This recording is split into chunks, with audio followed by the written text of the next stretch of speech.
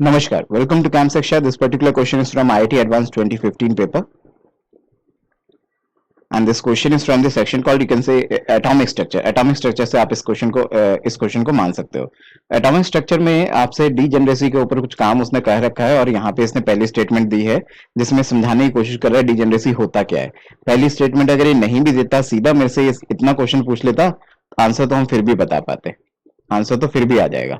पहली स्टेटमेंट देता नहीं देता एक ही बात है हमारे लिए. ये नहीं भी देता तो भी आपको ये नॉलेज होनी चाहिए कि डिजेनरेसी होता क्या है. इसने पता है क्या समझाने की कोशिश किया. इसने ये समझाने की कोशिश किया कि यार मैं हाइड्रोजन एटम मानूं तो हाइड्रोजन एटम के n इज इक्वल टू 3 पे उसकी डिजेनरेसी 9 होती है.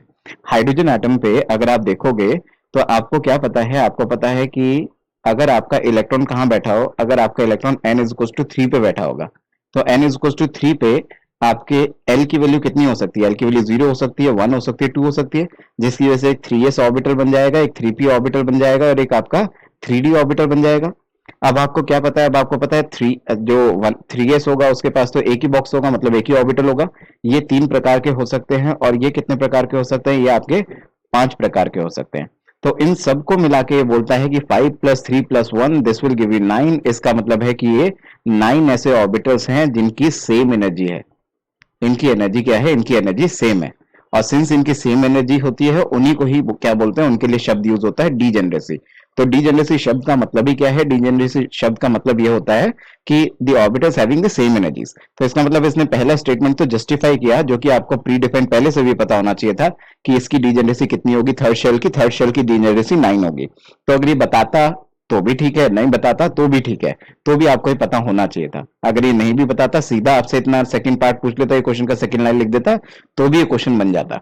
ध्यान से मेरी बात समझना. अच्छा, एक इंपॉर्टेंट बात मैं आपको बताऊं कि नॉर्मली हम जब इलेक्ट्रॉन कॉन्फ़िगरेशन सीखते हैं, जब हम अपने ऑर्बिटल्स बनाने सीखते हैं, सब शेल सीखते हैं, तब हम क्या सीखते हैं, अफबाउ प्रिंसिपल में हम क्या सीखते थे, हम सीखते थे कि अगर हम किसी भी एलिमेंट के लिए देखें तो सबसे कम एनर्जी होती है 1s की, उससे ज्यादा 2s की, उससे ज्यादा 2p की, फिर किसकी, फिर 3s की, फिर 3p की, फिर 3d की एंड सो ऑन. ऐसा करके सीखते थे ना. तो ये क्या है, ये सभी एलिमेंट के लिए होल्ड करता है एक्सेप्ट हाइड्रोजन.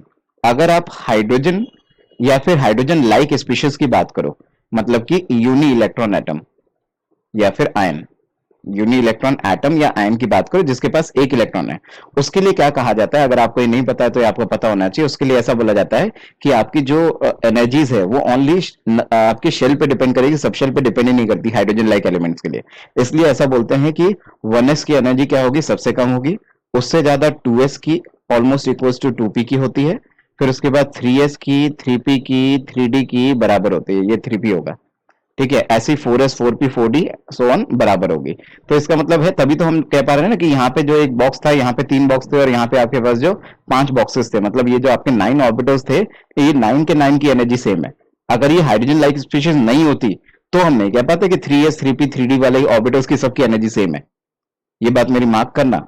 जैसे कि ये आगे कह रहा है एच माइनस के बारे में बताना है, एच माइनस का तो ये कॉन्सेप्ट लगेगा. एच माइनस पे तो आपके अगर मान लो 3s 3p 3d की बात करोगे तो उनकी एनर्जी अलग होगी.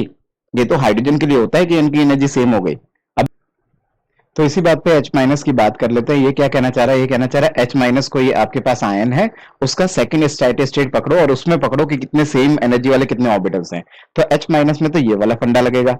ठीक है जी, ये वाला फंडा लगेगा तो 1s ऑर्बिटल होगा, उससे ज्यादा एनर्जी का 2s होगा, उससे ज्यादा एनर्जी वाला 2p होगा, उससे ज्यादा 3s and 3p and so on.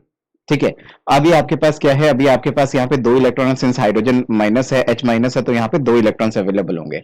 अगर आप इनका एक्साइटेशन कराओगे तो पहले एक्साइटेशन करा के इलेक्ट्रॉन जंप मार के यहाँ पहुंचेगा. ठीक है, ये फर्स्ट एक्साइटेड स्टेट हो गई.